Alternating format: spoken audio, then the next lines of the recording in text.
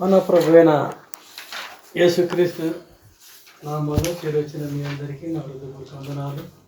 हमारे प्रभु यीशु मसीह के नाम में इकट्ठा हुए आप सभी को मेरा प्रेम भरा अभिवादन। ఈరోజు ప్రార్థన ఒక విశేషాలు మాట్లాడుకుందాము. आज प्रार्थना के विषय में एक अंश हम देखेंगे। మార్కు సువార్త मरकुस रचित सुसमाचार మొదటి అధ్యాయము पहला अध्याय 25వ వచనం और उसका 25वां वचन। मरकुस रचित सुसमाचार पहला अध्याय 35వ వచనం 35वां वचन। मरकुस रचित सुसमाचार पहला अध्याय 35 वचन। भोर को दिल निकलने से बहुत पहले वह उठकर निकला और एक जंगली स्थान में गया और वहां प्रार्थना करने लगा। ఆయన పెద్దలకాడు లేచి ఇంకను చాలా చీకటి ఉండగానే బయలుదేరి అరణ్య ప్రదేశంలోకి వెళ్ళి అక్కడ ప్రార్థన చేసుండెను. కనుక ఇక్కడ ప్రియ పిల్లల యేసుక్రీస్తు ఒక ప్రార్థన చూస్తున్నాం మనము. हम यहाँ पर प्रियो प्रभु यीशु मसीह की एक प्रार्थना को देख रहे हैं। మరి ఆయన ఎప్పుడు లేచి ప్రార్థన చేయడానికి వెళ్తున్నాడు? वह किस समय प्रार्थना के लिए निकल पड़ा है? ఆయన తెల్లవారుజామున వెళ్ళినట్టుగా చూస్తున్నాం ప్రియ పిల్లల. यह भोर के समय में हम देख रहे हैं। పెద్దలకాడు అంటే చాలా చీకటిగా ఉండగా ఆ తెల్లారికి మునిపే ఉంటుంది. भोर का समय अर्थात सुबह के समय जब बहुत ही अंधेरा होता है। ఇక్కడ ఇచ్చిన వాక్యం ఏం చెబుతుందంటే यहाँ पर बताए गए वचन में हम क्या पढ़ते हैं? మనం కూడా ఎప్పుడు ఉదయం లేచి ప్రార్థించాలా లేదా? हम भी सुबह के समय में उठकर प्रार्थना करें या नहीं? ఇక్కడ క్రీస్తు యొక్క ఏకాంత ప్రార్థన చూస్తున్నాము. हम यहाँ पर प्रभु यीशु मसीह के द्वारा एकांत में की गई प्रार्थना को देखते हैं। కనుక ప్రేమికులారా మనం కూడా इसीलिए हम भी प्रियो తెల్లవారుజామున भोर को उठकर నువ్వు లేచి ఎప్పుడైతే ప్రార్థిస్తావో जब उठकर प्रार्थना करते हो ఆ యొక్క ప్రార్థనలు దేవుడు వింటానంటున్నాడు. उस प्रार्थना को परमेश्वर सुनता है। ఎందుకంటే ఆ ఒక ఉదయకాల సమయంలో ఎంతో నిశ్శబ్దంగా అలసత్వం లేకుండా ఎంతో చక్కగా ఉంటుంది అనుకుంటా ఆ ఉదయకాల సమయం. क्योंकि उस भोर के समय में कोई हल्ला नहीं होता है और निशब्द शांत समय होता है। ఎంతో చక్కగా ప్రార్థన చేస్తే దేవుడు వింటాడు మన ప్రార్థనలు. और अच्छी प्रार्थना करने से परमेश्वर प्रार्थना को सुनता है। ఆ రీతిగానే చూడండి విలాప వాక్యాలు इसी रीति से विलाप गीत 2వ అధ్యాయము 19వ వచనం उसका दूसरा अध्याय और 19वां वचन हम पढ़ेंगे। विलाप गीत उसका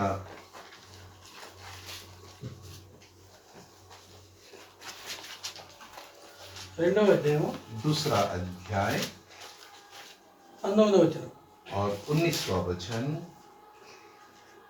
रात के हर पहर के आरंभ में उठकर चिल्लाया कर प्रभु के सन्मुख अपने मन की बातों को धरा के समान उंडे। तेरे बाल बच्चे जो हर एक सड़क के सिरे पर भूख के कारण मूर्छित हो रहे हैं, उनके प्राण के निमित्त अपने हाथ उसकी ओर फैला। 2వ అధ్యాయము 19వ వచనం నీవు లేచి రేయి మొదటి జామున మొరపెట్టుము, నీళ్లు కుమ్మరించేట్లు ప్రభు సన్నిధిని నీ హృదయంను కుమ్మరించుము. నీ పసిపిల్లల ప్రాణం కొరకు నీ చేతులు ఆయన తట్టు ఎత్తుము. ప్రతి వీధి మగును ఆకలి కొని వారు మూర్ఛిల్లుచున్నారు. కనుక ఈ భాగంలో ప్రేమ బిడ్డలారా प्रियो इस भाग में ఇక్కడ కూడా ఏం చెబుతున్నారంటే हम क्या पढ़ रहे हैं? నీవు లేచి రేయి మొదటి జామున మొరపెట్టుము అంటున్నారు. रात के हर पहर के आरंभ में उठकर चिल्लाया कर। ఎందుకంటే ఆ యొక్క రేయి మొదటి జామున మొరపెట్టి నువ్వు ఎలా అంట నీవు నీళ్లు కుమ్మరించులు ప్రభు సన్నిధిలో కుమ్మరించమంటున్నాడు.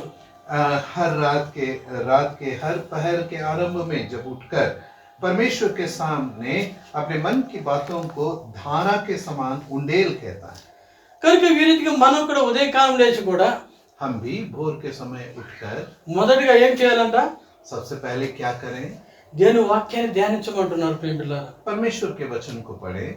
ఆ ధ్యానించడము దాని యొక్క వాక్యం వినడం వల్ల उस वचन को पढ़ने के द्वारा తర్వాత వాక్యాన్ని మనం విని చదివించినప్పుడు గైకొనాలి ఏ రీతిగా మనం ధ్యానించాము లేదా.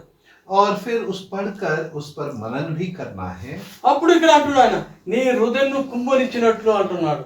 तब वो कहता है अपने हृदय को मन की बातों को धारा के समान उंडे।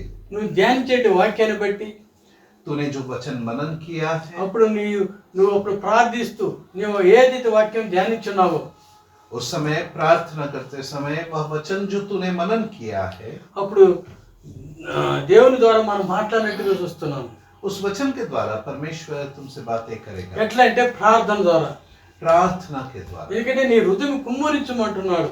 क्योंकि यहाँ पर मन को धारा के समान उंडेला गया है। ఎట్లంటే నీ యొక్క కొరకు నీ ప్రాణం కొరకు గాని तेरे लिए, तेरे प्राणों के నీ लिए, యొక్క కష్టాజీతం గాని तेरे परिश्रम के నీ యొక్క लिए, సమస్యలకు కానీ तेरे समस्याओं के लिए, ఏ ఉన్నా కానీ कुछ भी हो, మన ప్రతిఫలం ప్రార్థన వల్ల దొరుకుతుంది. हमें प्रतिफल प्रार्थना के द्वारा मिलेगा। మరి దేవుని యొక్క ఇక్కడ ఇక్కడ చూసాము ప్రార్థించిన విధులు కొన్ని.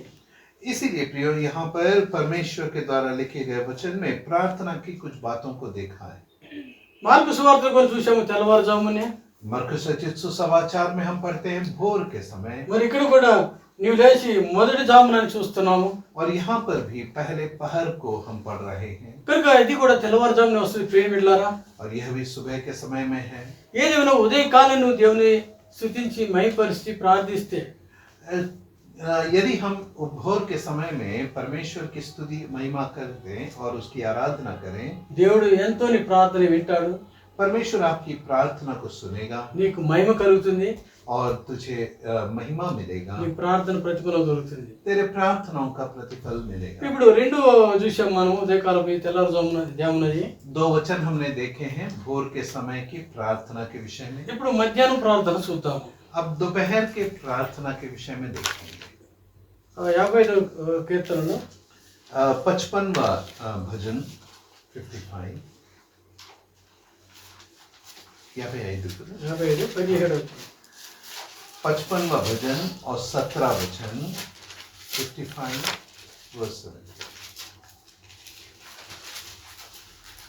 सांझ को, भोर को, दोपहर को, तीनों पहर मैं दुहाई दूंगा और कराहता रहूंगा और वह मेरा शब्द सुन लेगा।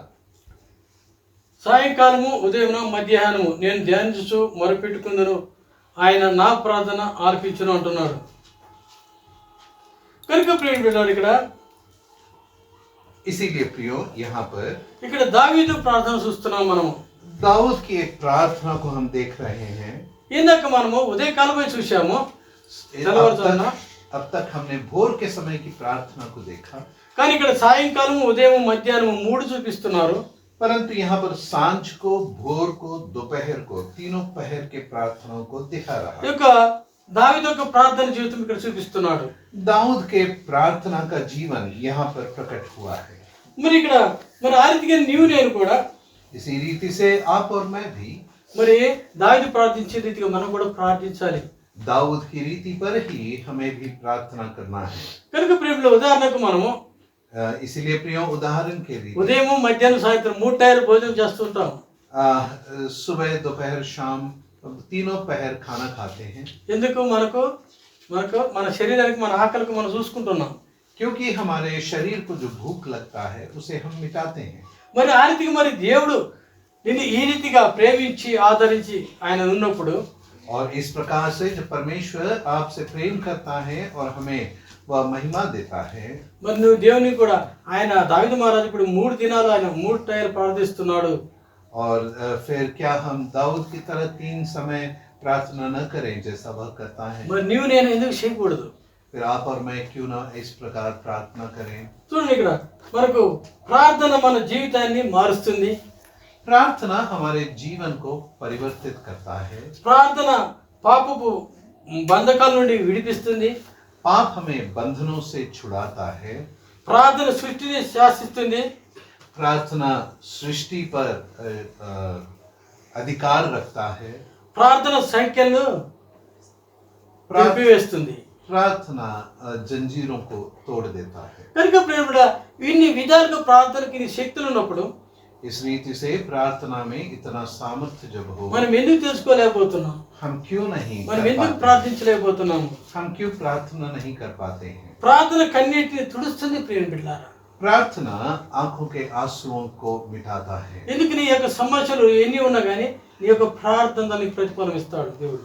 तेरी कितनी भी समस्याएं क्यों ना हो, प्रार्थना के द्वारा परमेश्वर प्रतिफल देता है। ఇప్పుడు తెల్లవారుజామున రెండు చూశాము.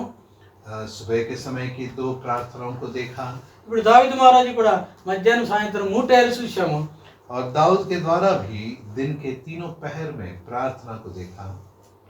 మరి మనం కూడా ఆ రీతిగా ఉంటున్నాం లేదా మన జీవితాన్ని ఒకసారి జ్ఞాపకం చేసుకోవాలి. इसीलिए हम भी अपने आप को एक बार परख लें, क्या हमारा जीवन भी इसी प्रकार है? మరి దేవుని యొక్క వచనాన్ని ధ్యానిస్తున్నామా లేదా? परमेश्वर के वचन का मनन हम कर रहे हैं దేవుని యొక్క या नहीं? దాసు చెప్పినట్టు వాక్యాలు వింటున్నాం, మరోసారి మనం ధ్యానిస్తున్నాం లేదా? परमेश्वर के वचन जो हम तक पहुंचते हैं उन्हें दोबारा हम मनन करते हैं या नहीं? లేదా మన హృదయాలు అవి నాటబడుతున్నాయి లేదా? हमारे हृदय में वह ठीक रीति से बोया गया है या नहीं? అవి కానీ నడలేకపోతే మనం ఏం చేయాలంటే मर ఆ మాటలు కానీ మన హృదయాలు లేకపోతే మనం ఏం చేయాలి?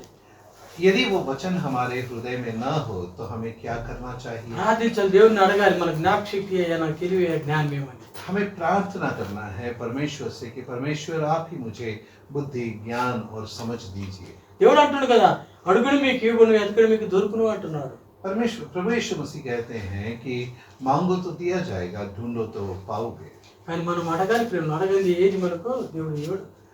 इसीलिए हमें मांगना है, मांगे बिना परमेश्वर हमें कुछ देगा नहीं। చూడండి ఇంకొక మాట చూద్దాము. అపోస్తలుల కార్యాలు एक और वचन हम देखेंगे, प्रेरितों का कार्य 16వ అధ్యాయము 16वां वचन, 16वां अध्याय, प्रेरितों का कार्य 16वां अध्याय 25వ వచనం. 25वां वचन। आधी रात के लगभग पौलुस और सिलास प्रार्थना करते हुए परमेश्वर के भजन गा रहे थे और कैदी उनकी सुन रहे थे। అయితే మధ్యరాత్రి వేళ పౌలును శిలాయు దేవునికి ప్రార్థిస్తూ కీర్తనలు పాడుచుండరి, ఖైదీలు వినుచుండరి. ఈ భాగంలో ప్రియ బిడ్డలారా ఏం చూస్తున్నాము? इस भाग में हम क्या देख रहे हैं? తెల్లవారుజామున చూశాము, सुबह की प्रार्थनाओं को देखा, మధ్యాహ్న కాలము, సాయంకాలం, రాత్రి చూశాము. शाम, भोर और दोपहर की प्रार्थनाओं को देखा। మరి ఇక్కడ ఎప్పుడు చూస్తున్నాము? अब यहाँ पर हम क्या देख रहे हैं? మధ్యరాత్రి చూస్తున్నాం ప్రియ బిడ్డలారా. आधी रात का समय देख रहे हैं। ఇప్పుడు ఇక్కడ చూసామా ఎన్ని విధాలుగా దేవుని యొక్క వాక్యాలు మనకు అందిస్తున్నాయి. देखिए परमेश्वर का वचन हमें कितनी रीति से हमें सिखा रहा है। అంతేకాకుండా ఆ యొక్క రాత్రిలో వాళ్ళు ప్రార్థిస్తున్నారు. उस रात के समय में वे जब प्रार्थना कर रहे हैं, అంతేకాకుండా ఏం చేస్తావు, పౌలును శిలలు దేవునికి ప్రార్థిస్తున్నప్పుడు ఏం చేస్తున్నారంటే అక్కడ కీర్తన కూడా పాండేడు చూస్తున్నాం ప్రేమ బిడ్డారా. पौलुस और सिलास जब वहां पर प्रार्थना कर रहे हैं तो क्या कर रहे हैं? वे भजन गा रहे हैं।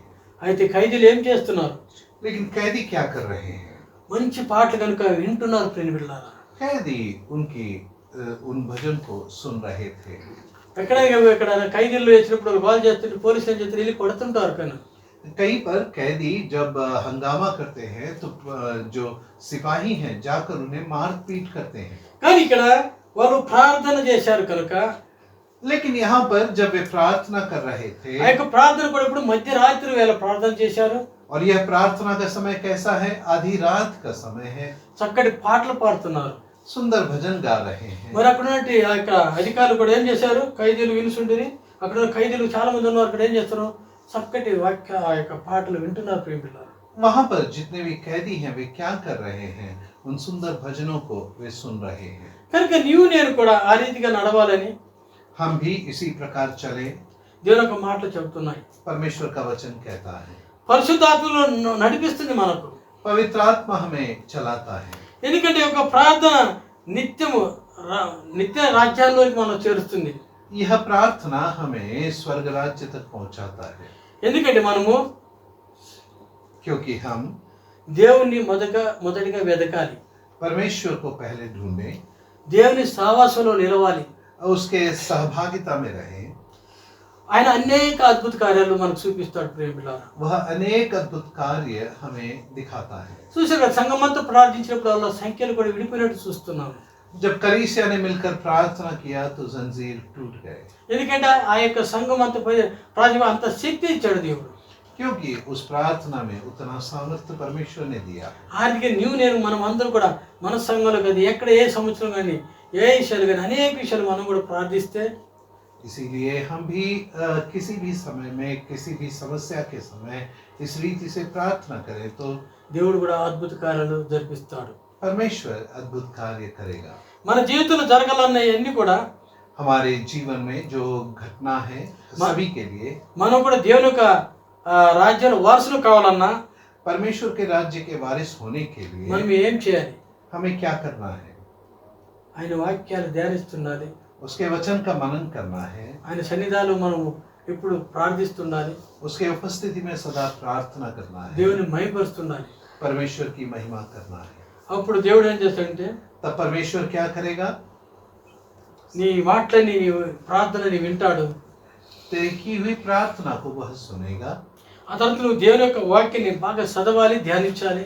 इसीलिए परमेश्वर के वचन को अच्छे से पढ़ना है, मनन करना है। అందుకని దేవుని యొక్క దాసు చెప్పే వాక్యాలు కూడా చక్కగా వినాలి, గ్రహించాలి. परमेश्वर के वचन को ठीक से सुनना है और स्वीकार करना है। ఆ రీతికి ఈ రీతిగా నువ్వు జరిగిస్తూ మరా నువ్వు వెళ్ళి ఒకసారి దేవుని ప్రార్థిస్తూ అయ్యా ఇన్ని కూడా నా హృదయంలో నాటబడాలి, ఫలించాలి.